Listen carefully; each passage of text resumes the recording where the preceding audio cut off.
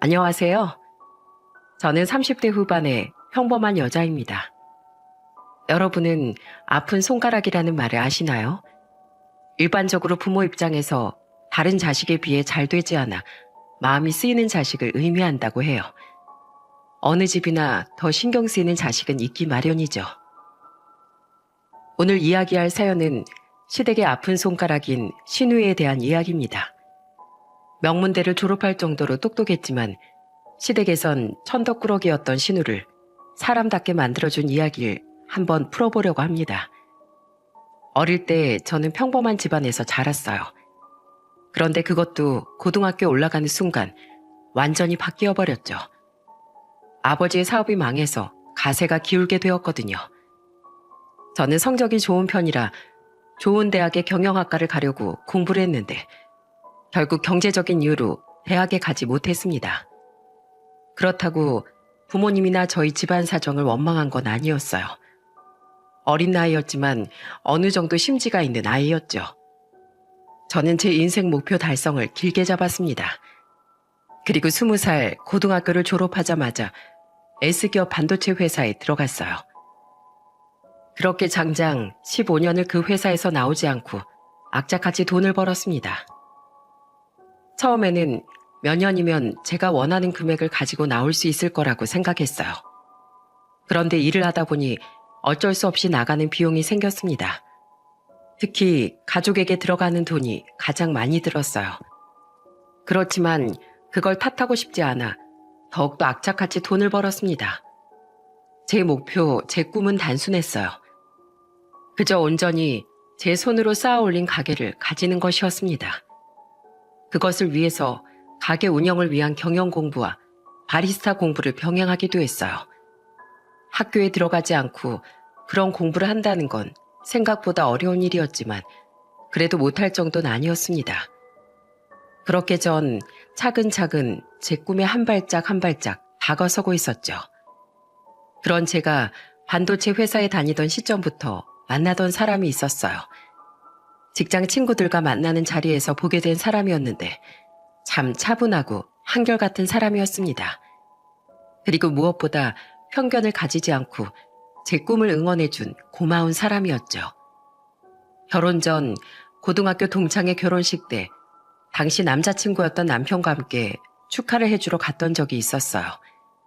그때 고등학교 동창들 몇 명을 만나게 됐는데 그중에 좀 좋은 대학을 나와 대기업에 취직한 친구 하나가 제게 그러더군요. 너 여전히 공장에서 일하니? 너도 참 힘들게 산다. 육체 노동하면 금방 늙어. 그리고 너 지금 벌써 30대인데 이제 그만두고 좀 편한 일 해야 되지 않아? 언제까지 공순이로 살래?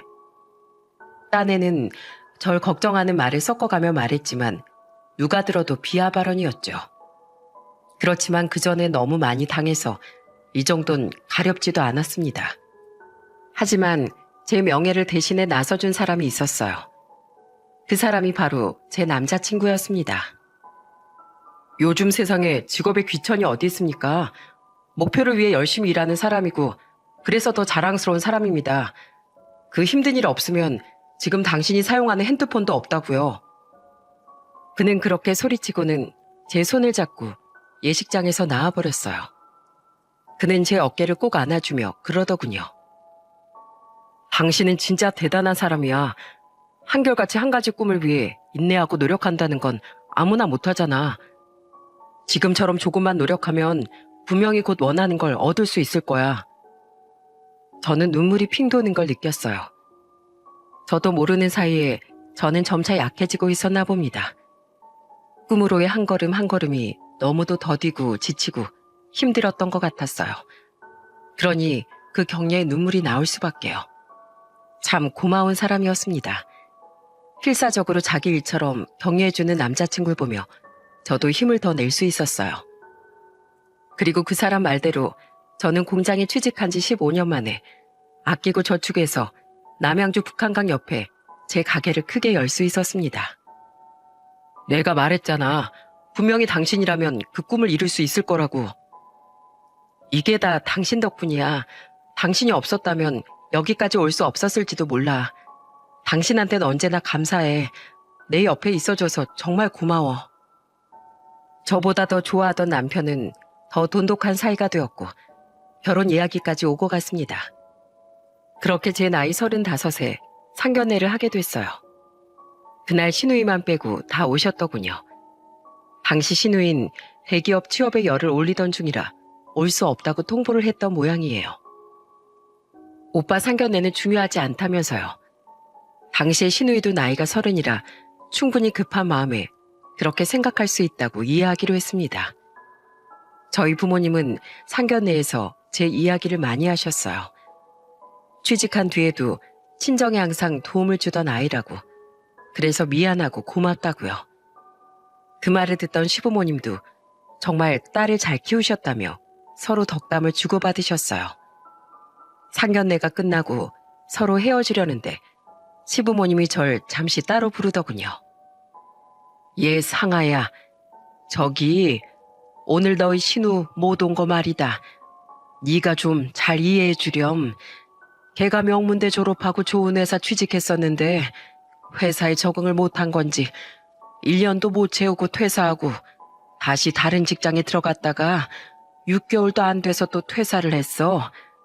그게 지금 몇 번째인지도 모르겠고 이젠 취직 자체도 잘 안 되는 모양이야. 오늘 못 온 것도 그런 답답한 마음 때문일 거야. 그러니까 이해 좀 해줘. 어? 네, 저도 당연히 그 마음 잘 아니까 걱정 마세요. 취직이라는 게 얼마나 중요한 건데 아가씨가 참 많이 힘드실 거예요. 어린 저에게도 간곡한 말투로 미안함을 전하는 시어머니를 보며 저는 싱긋 웃어드렸습니다. 시댁에선 좋은 대학 나와서 취직을 제대로 못하고 있는 신우를 안쓰럽게 생각하고 있었어요. 저는 그런 시댁의 마음을 충분히 이해할 수 있었죠. 시어머니와 시아버진 참 좋은 사람이었습니다. 후덕하고 마음씨 좋고 편견이 없는 분들이었습니다. 저희 친정 부모님도 사돈 어른들이 너무 좋은 사람들이라 마음이 놓인다고 말하기도 하셨죠. 결혼식 때도 시어머니 제 손을 잡아주며 말씀하셨어요. 우리 솔직하게 지내자. 우린 다른 울타리에서 자랐고 그만큼 다른 부분도 많을 거야. 말도 없이 서로 눈치만 보다 보면 언젠간 분명 오해가 생기고 그 오해 때문에 싸우게 된단다. 그러니까 절대로 숨기고 참으려고 하지 말고 다 이야기해 주려무나. 꼭 쥔손에서 진심이 느껴져 저는 이 결혼 생활이 그래도 시부모님 덕분에 힘들진 않을 거라고 생각했어요. 그런데 그 생각은 신우와의 첫 만남에서 와르르 무너져 버렸습니다. 그날은 결혼 후 첫 명절이었어요. 저희는 시아버지 형님이 계시는 시골까지 모두 내려갔습니다. 아가씨는 직접 그쪽으로 바로 내려오겠다고 하더군요. 큰아버지 댁에서 마주한 신우는 저를 위아래로 내려다보더니 그러더군요. 아, 그쪽이 제 올케 언니예요? 공장에서 일한다는? 대학은 나왔죠? 첫 마디부터 정말 강렬한 인상을 받았습니다. 다짜고짜 공장 이야기를 꺼내는 걸 보니 보통 성격은 아니다 싶었죠. 아니요, 저는 고졸이에요. 와, 고졸이래. 오빠, 보라고. 고작 중소기업이나 취직하니까 고졸 여자나 만나는 거야. 적어도 대학은 나와야지. 집안 격떨어지게. 친인척들이 모두 있는 곳에서 저를 비하하는 신우를 보며 저는 인내하려고 노력했습니다.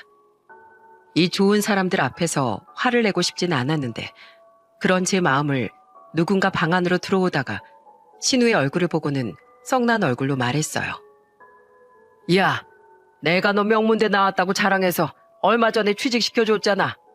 그런데 거기 사람들하고 매번 부딪히고 일 못하겠다고 하고 뛰쳐나오면 어떡해? 네가 맡았던 일들도 결국 다 다른 사람이 맡고 있고 너 때문에 내 체면이 아주 말이 아니라고. 넌 책임감은 어디다 갖다 팔아먹었어? 남의 격 운운하지 말고 너나 잘해. 그렇게 말씀하시는 분은 얼마 전에 신우에게 직장을 소개해준 시삼촌이었습니다. 결국 시삼촌 등판에 열받은 신우는 연휴 하루 만에 서울로 올라가 버렸어요.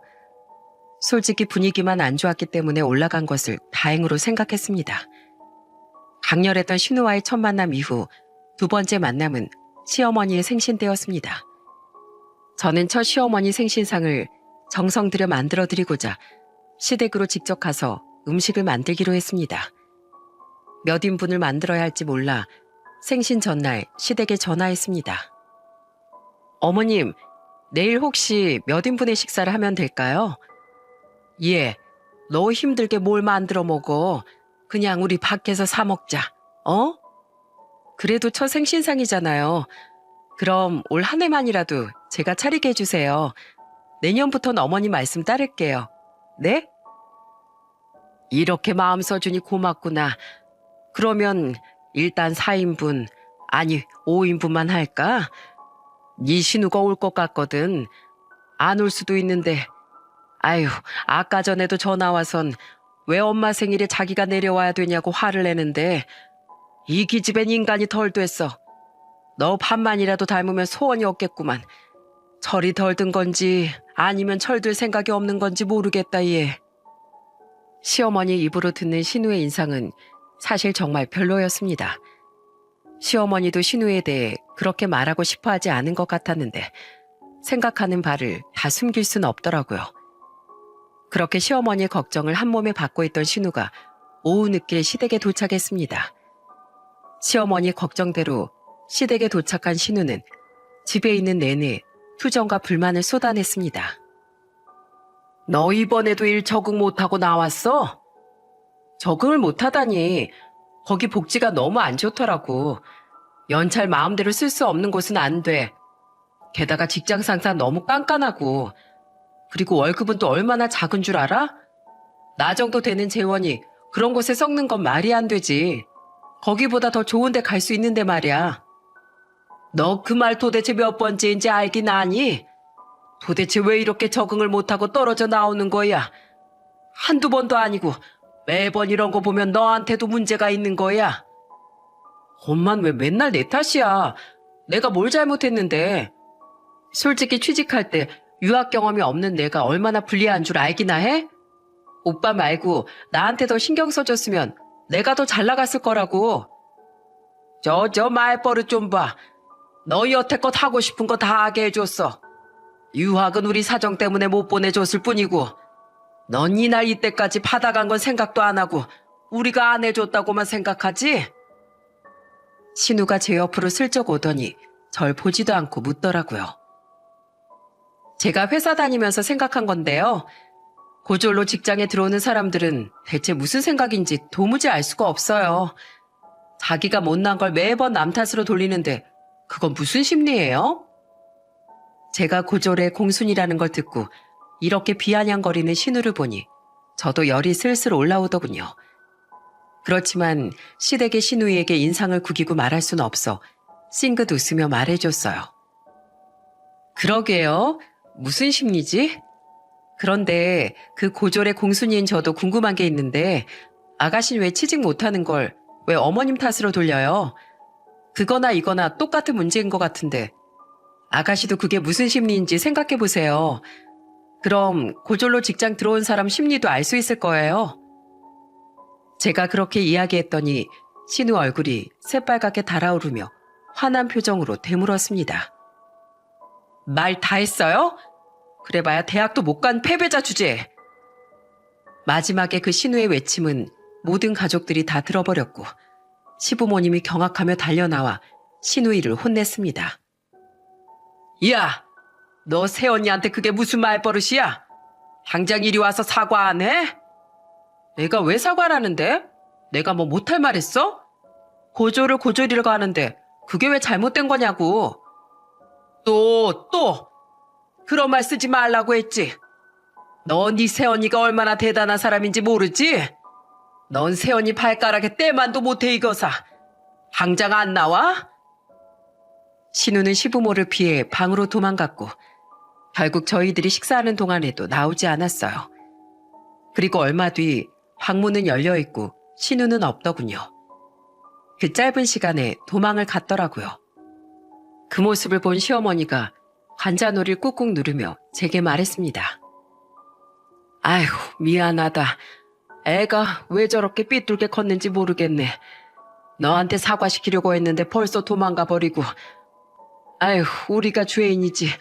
자식을 잘못 키운 죄인이야. 나도 미안해, 여보. 동생이 설마 저런 말을 할 줄은.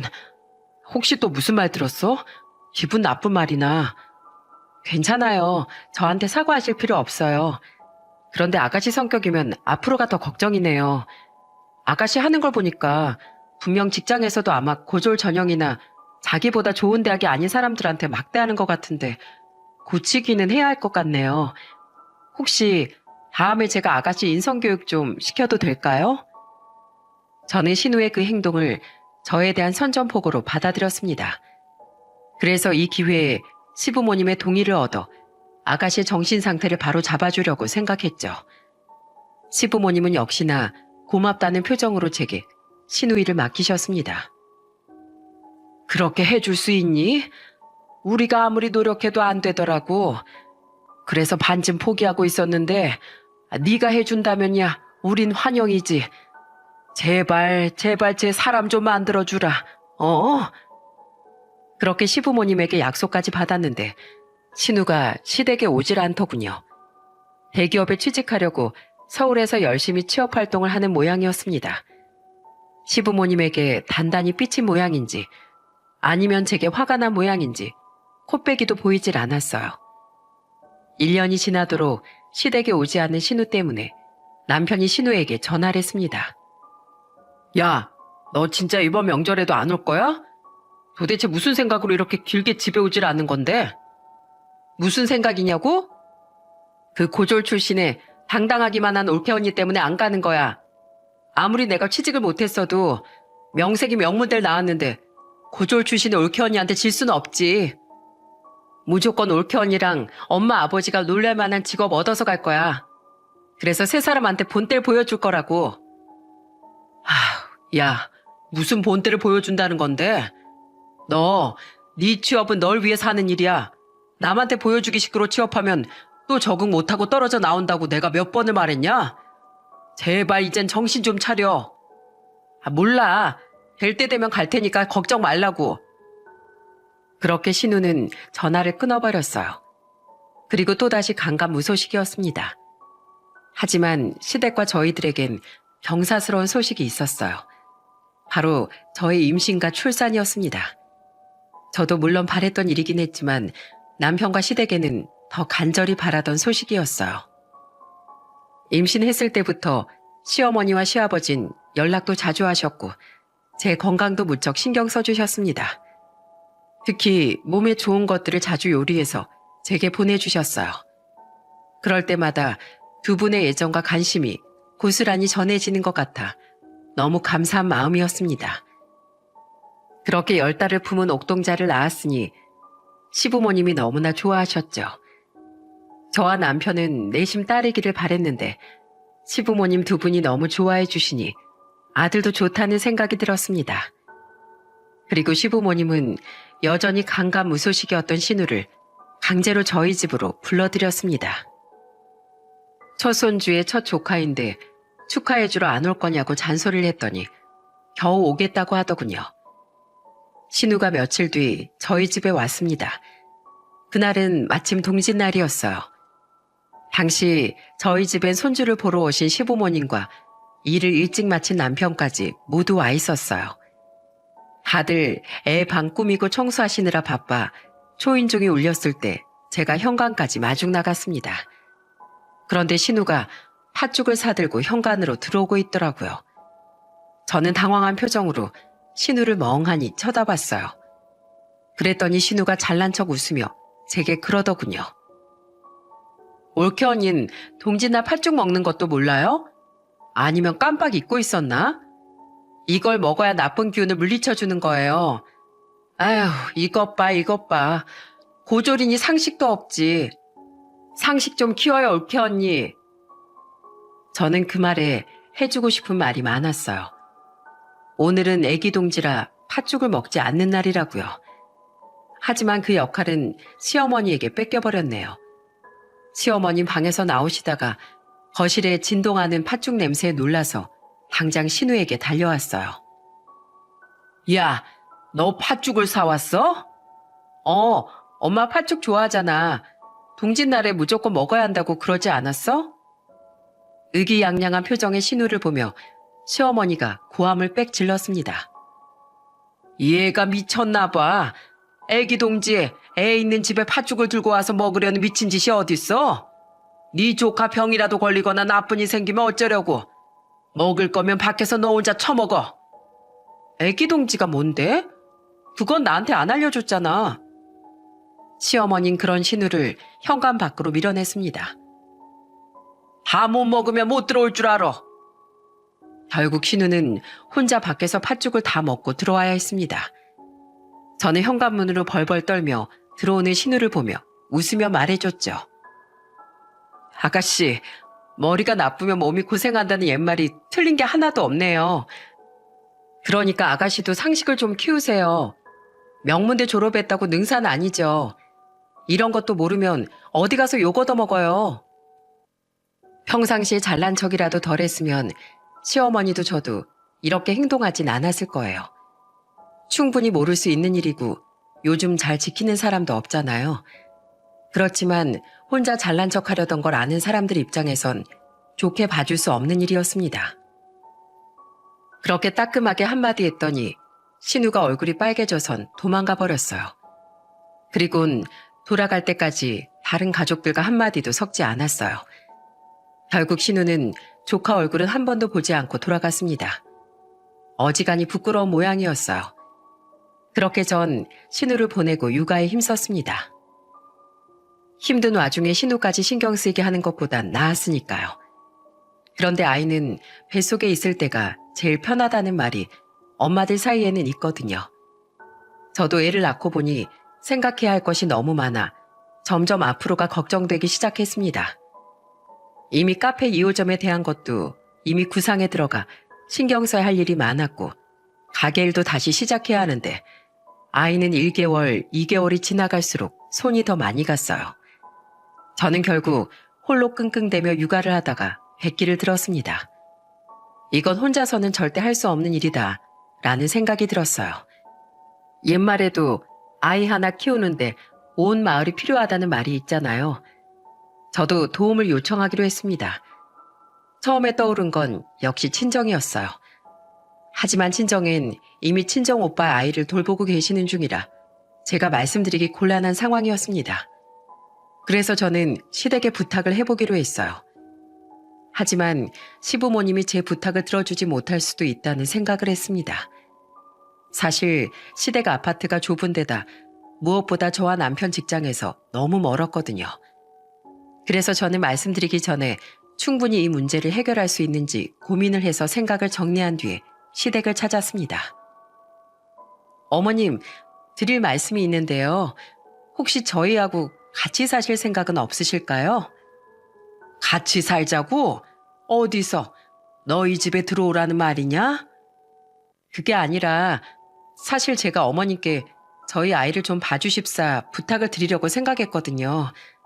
그런데 시댁이 남편과 제 직장에서 너무 멀어서 데려다주고 데려오는데 너무 힘들 것 같더라고요. 그래서 차라리 같이 살면서 애를 좀 봐주시면 좋지 않을까 하고 여쭤보는 거예요. 물론 합가할 집은 좀 큰 평수로 같이 살 수 있는 곳을 찾아볼 예정이고요. 만약 두 분만 괜찮으시면 합가를 했으면 하는데 제가 합가 이야기를 하자 시부모님은 정말 좋아하셨습니다. 물론 조금 조심스럽게 제게 물어보기도 하셨어요. 근데 우리랑 같이 살면 네가 더 불편하지 않겠니? 요즘 누가 합가하면서 살아? 제가 이미 두 분이 얼마나 좋은 분인지를 경험했잖아요. 전 싫어할 일 없어요. 솔직히 제가 더 죄송스러운 마음이죠. 물론 애기 봐주시는 대신 돈도 드릴 테고 최대한 편의도 봐드릴 텐데 그래도 항원 육아를 시키게 된 꼴이잖아요. 제 선에서 알아서 해야 했는데 해결을 못하고 두 분의 손을 빌리게 됐으니 제가 더 죄송한 일이죠. 아유, 아니야. 절대 그렇게 생각하지 마. 만약에 애보다 힘들면 내가 힘들다고 이야기하마. 그러니까 걱정 말고 일하려무나. 그렇게 생각보다 흔쾌히 시부모님의 허락을 얻고 우리는 합가할 새로운 집을 사기로 했습니다. 기존의 집은 처분했는데 시어머니가 제게 기존의 아파트를 판 돈을 주더라고요. 저는 그걸 다시 되돌려드리며 노후 자금으로 쓰시라고 말씀했어요. 그런데 시어머니가 이 돈으로 새로 살 집에 보태달라고 하시더군요. 그렇게 하겠다고 말은 했지만 이 돈을 쓰는 건 아까워 남편에게 주면서 몰래 보관만 좀 해달라고 말했습니다. 그렇게 새로운 집에서 두 세대가 함께 생활을 시작하게 됐어요. 그리고 저희보다 시부모님이 더 마음에 들어 하셨습니다. 집이 예전보다 커진 것도 좋아하셨지만 두 분이 전원주택에 가지고 있던 환상을 실현해 드릴 수 있었거든요. 시어머니는 정원과 텃밭을 꾸미고 싶어 하셨고 시아버진 큰 개를 키우고 싶어 하셨거든요. 여가 생활을 즐길 수 있는 좋은 취미가 생긴 데다 자라나는 손주의 재롱까지 두 눈으로 담을 수 있다는 것이 너무나 행복하셨나 봐요. 그런 시부모님 모습에 저도 남편도 기분이 좋았습니다. 남편이 저를 안아주더군요. 우리 부모님이랑 같이 살 생각해줘서 고마워. 부모님한테 변변찮은 효도도 못하는데 당신이 다 해드리는 것 같아서 미안하기도 하고 고맙기도 해. 당신이 내 대신 이렇게 많이 고생하니까 난 당신한테 앞으로 더 잘할게. 그리고 몇 개월 뒤 신우가 새로 이사한 집으로 잠시 내려왔습니다. 신우는 여전히 정규직 취직은 못하고 단기로만 일을 하던 중이었고 이번에 회사에서 해고당해서 결국 내려오게 된 상황이었어요.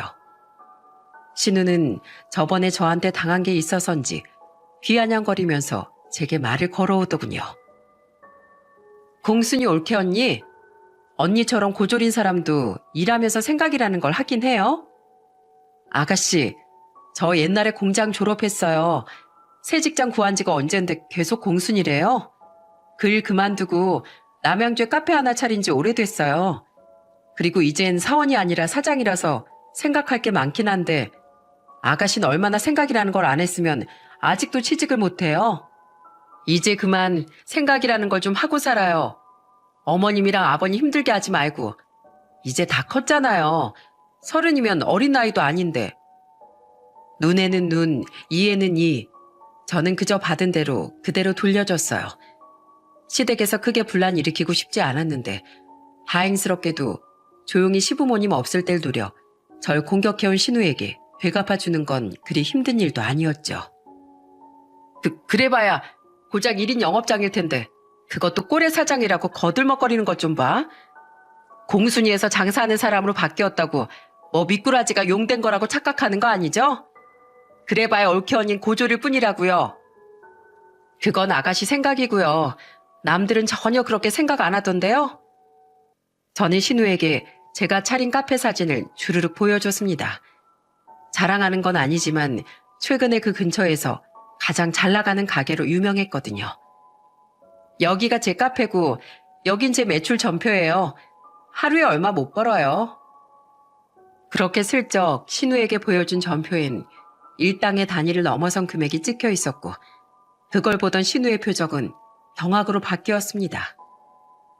아가씨, 이 정도로 돈 벌 정도 아니면 제 앞에서 고졸, 대졸, 명문대 이런 이야기 꺼내지도 마세요. 졸업장이 성공 보증수표는 아니잖아요. 그걸 어떻게 써먹는지가 중요한데 보세요.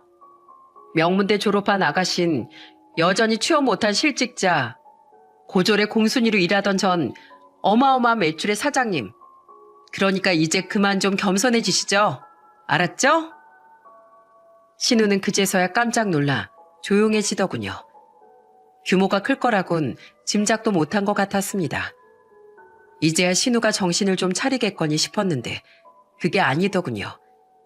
신우는 저희가 상상도 못할 말을 저와 제 아이를 바라보며 툭하니 별거 아닌 것처럼 던졌습니다. 어떻게 애가 말 한마디를 안 해요? 보통 이맘때쯤 말하지 않나? 나 아는 선배는 벌써 애가 말도 잘하던데 얜 어디가 모자란가 말을 안 하네?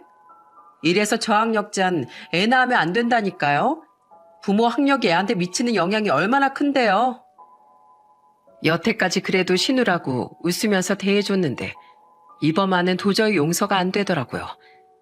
제가 막 화를 내려는데 갑자기 시어머니가 신우 앞에 서더니 소리쳤습니다. 아, 취업이나 해, 이거사. 속 터져 죽겠네. 결혼은커녕 취업도 제대로 못해서 빌빌대는 게 도대체 누구한테 그딴 소리를 짓거려? 엄만 좀 가만히 있어봐. 얼마 전에 전화해서 조카 매일 잔병 치레한다고 뭐라고 했지? 그럴 때 면역력을 키워야 해. 시어머니의 말을 듣는 둥 마는 둥 하던 신우는 자신의 가방에서 뭔가를 주섬주섬 꺼내더라고요. 슬쩍 보니까 짜먹는 홍삼 스틱 같이 생긴 거였어요. 그러더니 작은 숟가락에 그걸 쭉 짜 넣었어요. 맑은 노란색에 끈적해 보이는 것이었습니다. 조카야, 이 고모가 너 건강하고 머리 좋게 만들어줄게. 너희 엄마는 아무것도 몰라서 이런 것도 안 주지? 저는 신우의 손에 들린 것에 깜짝 놀라 손부터 확 잡아챘습니다. 아무리 봐도 꿀처럼 보였거든요. 제가 신우의 손을 막자 신우가 어리둥절하게 절 쳐다봤어요. 뭐예요? 아가씨, 이거 혹시 꿀인가요? 맞아요, 꿀이잖아요. 면역력에 좋다고 해서 사왔어요. 언니 이런 것도 모를 것 같아서요. 신우 손에 들린 건 일회용 꿀이었습니다. 저는 너무 놀라 신우에게 소리를 질렀어요. 도대체 이게 뭐 하는 짓이에요? 1살짜리 애기한테 꿀을 주다뇨. 지금 제정신이에요? 아니, 아기한테 선물할 거면 미리 물어보던가 최소한 줘도 되는지 확인부터 해야지. 다짜고짜 쭉 짜서 입으로 갖다 대면 어떡해요? 아니, 좋은 걸 갖다 줘도 난리예요. 꿀은 건강식품이잖아요. 아가씨, 꿀은 2세 미만 신생아에겐 금기식품이에요. 벌써 몇 년도 전에 일본에서 신생아한테 꿀 1스푼씩 먹였다가 아기가 사망한 사건이 있었다고요. 멸균도 안 된 센 것인데다가 꿀 안에 있는 보툴리눔균은 면역력이 떨어진 아이에겐 독과 다름없어서 식중독으로 병원 실려갈 수도 있어요. 올케 언니가 잘못한 거겠죠. 꿀이 얼마나 안전한 식품인데. 시어머니가 결국 나서서 신우의 등짝을 짝 하고 후려쳤습니다. 너 아기 입에 들어가는 게 얼마나 중요한 건지 몰라? 물어보고 줬어야지. 넌 왜 안 하던 짓을 해? 왜 나한테만 그래? 못 배운 올케 언니가 육아 실패할까봐 도와준 거잖아. 뭐? 너 아직도 헛소리 짓거리지? 저는 신우와 푸닥거리하는 시어머니를 말리며 이야기했어요. 어머님, 아가씨를 이 상태로 놔두는 건 아무래도 문제가 있겠어요. 다른 사람에 대한 배려도 없고 자기가 뭘 잘못했는지 설명을 해줘도 무조건 자긴 잘못하지 않았다고 우기는 걸 보니 이대로 그냥 두면 답이 안 나오겠어요. 그러니까 아가씨 살고 있는 자취방 보증금 빼는 게 어떨까요? 어차피 어머니 명의로 계약한 집이죠? 취직도 안 되고 있는데 굳이 서울에 있을 필요도 없고 지금 저대로 있으면 아가씨한테 전혀 도움이 안 될 거예요. 게다가 이렇게 다른 사람 배려 못하고 인성 지적받으면서 나이만 먹으면 취직도 제대로 안 될 거고요. 또 아가씨 이력서 1년도 안 되는 이력들만 줄줄이 있으면 도리어 마이너스예요. 그러니까 어머니와 제가 교육을 좀 시켜야겠어요. 보증금? 올케 언니, 미쳤어요? 아니 이 집에 들어온 지 얼마나 됐다고 엄마한테 이거 해라 저거 해라 막 시켜요? 엄마, 저 사람 말 절대 듣지 마. 나 바로 취직해서 올게. 그러면 되잖아. 시어머니는 저와 신우의 얼굴을 번갈아 보며 고민에 빠진 듯 했습니다. 그때 제가 쐐기를 박을 한마디를 꺼냈죠. 어머님, 이번에 단단히 고쳐놓지 않으면 죽을 때까지 어머님과 아버님 발목 잡는 골칫거리가 될지도 몰라요. 그 마지막 말에 시어머니가 마음을 굳히셨습니다. 어차피 계약은 다음 달까지지? 방 빼고 집에 돌아와라. 이 올케 언니한테 감사해. 여기 이 집도 올케 언니가 산 집이야. 알지? 엄마, 제발 나 서울 보내줘. 어? 내가 왜 길을 쓰고 공부해서 명문대를 갔는데. 명문대를 갔으니 더 문제지. 어떻게 진득하게 있질 못해? 이건 너한테 문제가 있는 게 분명한 거야. 이 올케 언니 말을 들어보니 틀린 말이 하나도 없다. 그간의 네 행동을 봐라. 이번엔 우리도 마음 단단히 먹을 거야. 그 말에 신우가 완전히 절망한 표정으로 절 쏘아봤어요. 전 흔들리지 않고 신우에게 말했습니다. 아가씨 짐은 오빠한테 부탁해서 용달로 하나도 빠짐없이 여기까지 고스란히 모셔올 테니 걱정 말고 아가씨 내일부터 당장 우리 카페에서 일해주세요. 미쳤어요? 내가 왜 올케 언니 밑에서 일해야 되는데. 나 카페에서 커피 나른 일이나 해야 할 정도로 학력 낮은 사람 아니에요. 딱 석 달간만 일해요. 대신 월급은 저도 잘 챙겨줄게요. 그런데 조건이 있어요. 일을 제대로 안 하고 다른 직원의 말을 듣지 않고 막무가내로 일을 하거나 손님을 막대한다거나 고졸 직원이라고 무시할 경우 그 날짜의 1급은 아가씨 통장이 아닌 어머님과 아버님 통장으로 넣어드릴 거예요. 일 안 한다니까요. 결국 떼쓰는 신우에게 시어머니가 서슬퍼러 목소리로 말했습니다. 너 올케 언니 가게에서 일 안 하면 너한테 줬던 카드 정지시킬 거야. 그런 게 어딨어. 신우는 결국 시어머니에게 이기지 못하고 결국 석 달간만 버티면 되냐며 확답을 받고는 열이 받아 씩씩거리더군요. 딸아, 제발 일 좀 열심히 해라. 이 3개월 동안은 우리한테 효도할 생각하지 말고 제발 제대로 해서 돈 벌고 마음 좀 고쳐먹어. 알았니? 이게 다 너한테 도움되라고 하는 일이야. 그러니까 제발 잘 좀 하자. 시어머니의 간곡한 부탁과 함께 신우는 그날부터 저희 가게에서 일을 하게 됐습니다. 저는 일부러 신우에게 일을 가르쳐줄 직원으로 고졸의 베테랑인 직원을 골랐어요. 이 친구는 상황 판단이 빠르고 문제 해결 능력도 좋아서 제가 매니저로 점 찍어놓은 친구였습니다. 그리고 신우는 첫날부터 그 직원과 마찰을 빚었어요. 올케 언니, 고등학교도 겨우 졸업한 이 사람에게 내가 뭘 배워야 하는데요? 카페에 관한 일이라면 너보다 훨씬 잘하는 베테랑이야. 네가 스스로 묻고 배우는 건 바라지도 않아. 그러면 적어도 다른 사람이 가르쳐 줄 때만큼은 좀 겸손하게 받아들이면 안 되니? 결국 그날 온통 때를 써대는 신우 때문에 시아버지만 즐거운 하루가 되었습니다. 그날 저녁 퇴근한 저와 신우의 눈에 시아버지가 사놓은 강아지 간식과 옷이 가득했거든요. 저희를 본 시아버지가 활짝 웃으시며 신우에게 말했습니다. 아유, 우리 딸이 오늘 아빠한테 효도 제대로 했네. 그래서 우리 강아지 간식이며 옷에 아주 넉넉하게 샀다. 잘 썼다, 딸. 벌써 아빠한테 1급을 줬단 말이에요? 오늘 대체 내가 뭘 잘못했는데요? 잘못한 게 뭔진 스스로 찾아야죠. 그나저나 이런 식이면 아가씨 이번 달 월급은 0원일지도 모르겠네요. 그래도 걱정은 말아요. 숙식은 저희 집에서 다 제공하니까. 비아냥거리는 제 말에 신우가 짜증을 내며 방문을 쾅 닫으며 들어가 버렸습니다. 그리고 시아버지와 시어머니는 걱정스러운 표정으로 신우를 보셨어요. 인수인계조차 제대로 받지 않으려 했다는 이야기에 두 분이 기겁을 하며 제 손을 붙잡고 제발 저거 사람 좀 만들어달라고 부탁까지 하셨죠. 그리고 다음날 그날은 고졸 직원의 인수인계를 받더군요. 하지만 일하는 내내 노하우를 가르쳐주는 직원을 무시하며 자기 식대로 일을 하려다 결국은 문제를 일으켰어요. 그리고 그날 저녁 집에 돌아왔을 때 신우는 시어머니의 새로 산 커다란 화분을 목격하게 됐습니다. 그리고 시어머니는 활짝 웃으며 신우에게 말했죠. 어제 네 아빠가 돈 벌었다고 해서 오늘은 못 벌 거라고 생각했는데 네가 또 사고를 쳐서 내가 이렇게 돈을 쓰게 됐구나. 예쁜 꽃나무 보고 마음 좀 가라앉히고 들어가거라. 이날 이때껏 살면서 네가 우리한테 선물하는 걸 받으니 마음이 아주 너무 뭉클하네. 물론 네가 원해서 준 건 아니겠지만 그래도 고맙다. 잘 썼어 네 1급. 그 모습이 더 짜증났는지 이번에도 신우가 문을 쾅 닫고 들어가 버렸어요. 그렇게 몇 번이나 더 1급을 빼앗긴 신우는 결국 보름이 지나서야 제 말과 고졸 직원의 말을 어느 정도 듣게 됐습니다.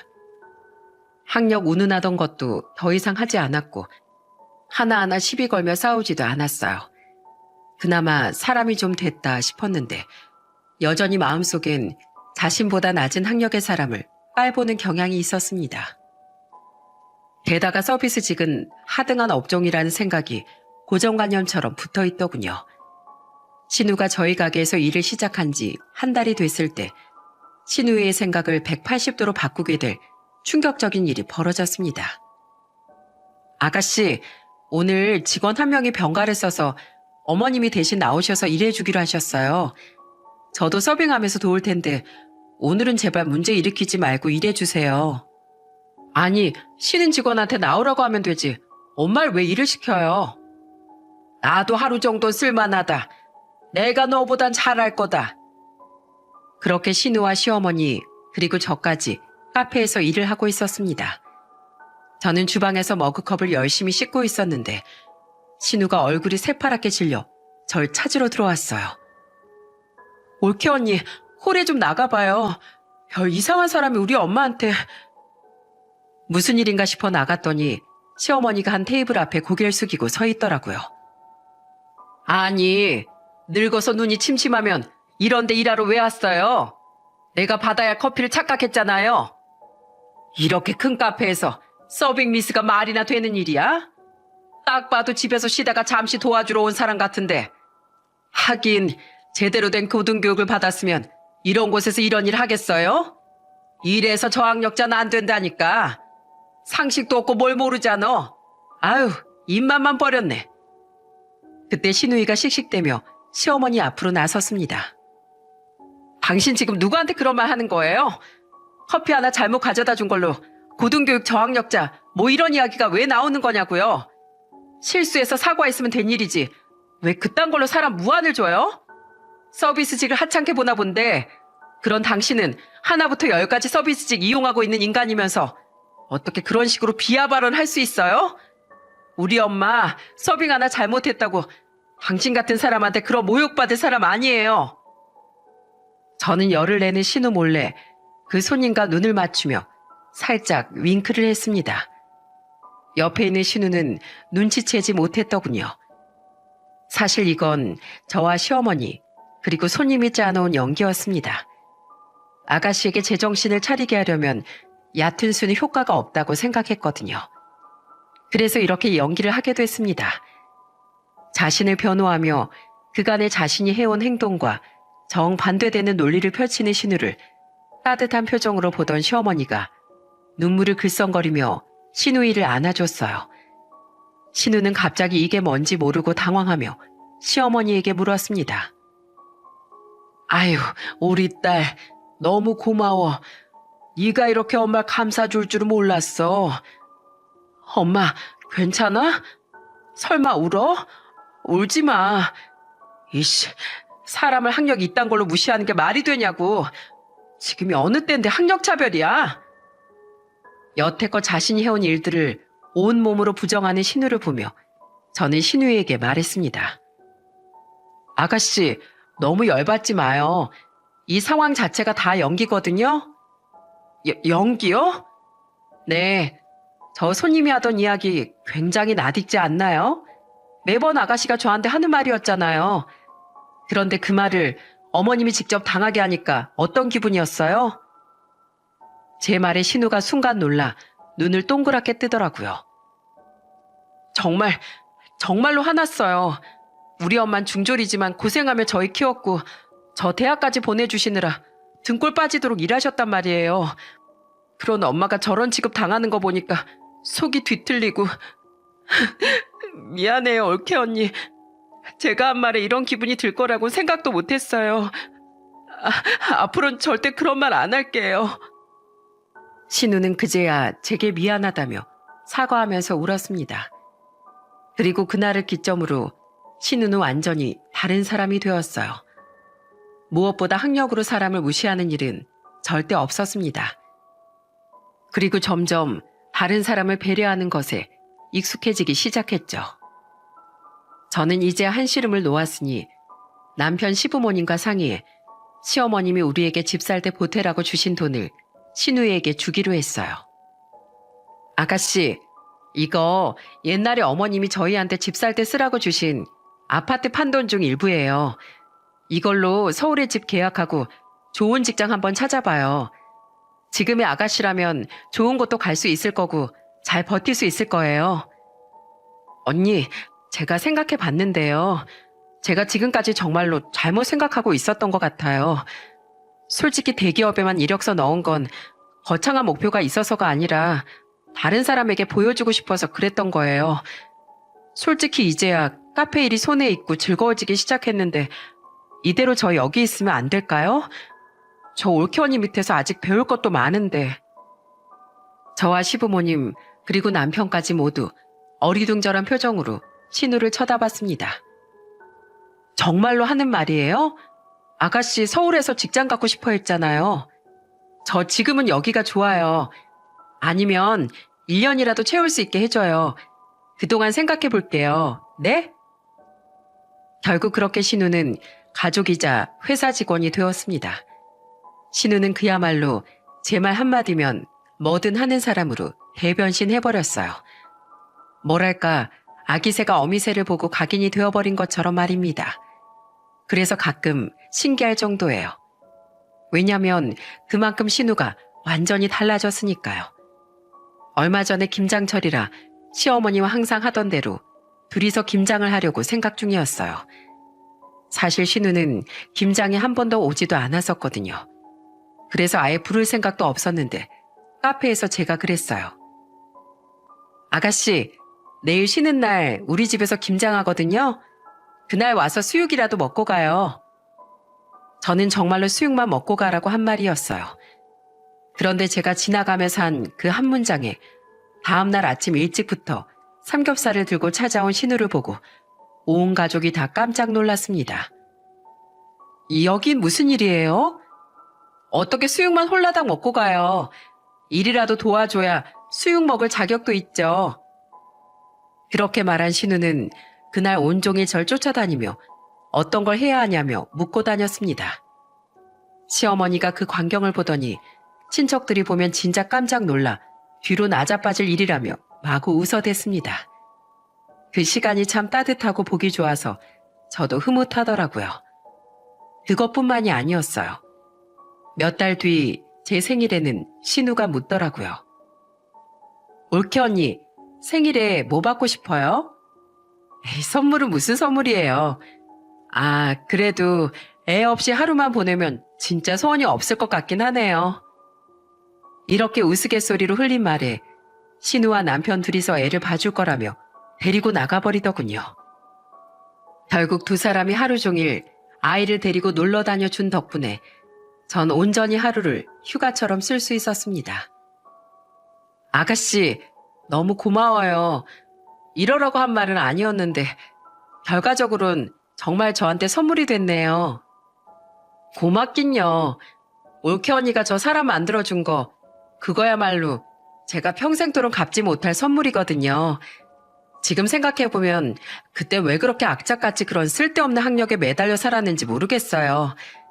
제 눈을 뜨게 해준 올케 언니한텐 항상 고마운 마음뿐이에요. 신우의 말을 들으니 제 눈에 눈물이 핑 돌더라고요. 사실 전 신우가 변한 모습을 보면 지금도 아주 신기할 정도거든요. 이제는 다른 사람의 입장이라는 걸 잘 생각해주는 사람이 됐으니 말입니다. 신우는 그 뒤로는 저희 집에서 나가 새로운 집을 얻었습니다. 하지만 제 카페에서 여전히 열심히 일하는 중이랍니다. 요즘엔 일하다가 직원들과 문제가 생기면 앞에서 바로 화내지 않고 저한테 미리 연락해서 어떤 식으로 해결하면 좋을지 먼저 묻더라고요. 항상 충동적으로 말부터 꺼냈던 신우가 이제는 말을 하기 전 신중함을 배우게 된 것을 보며 뿌듯하기도 하고 기분이 좋기도 했습니다. 이제는 신우 때문에 걱정하는 일도 많이 줄어들었어요. 학력으로 절 비하하며 비웃던 신우에게 이 일들이 좋은 약이 된 것 같아 뿌듯한 마음입니다. 사람은 고쳤을 수 없다고들 하지만 꼭 그렇지만도 않은 거라고 생각해요. 저희 신우처럼 생각을 바꾸면 그 사람의 세상은 한순간에 변화하는 법이거든요. 이제 더 이상 저희 가족 내에 아픈 손가락은 없답니다. 그것만으로도 참 다행스러운 일이라고 생각합니다. 글이 길어졌네요. 읽어주셔서 대단히 감사합니다.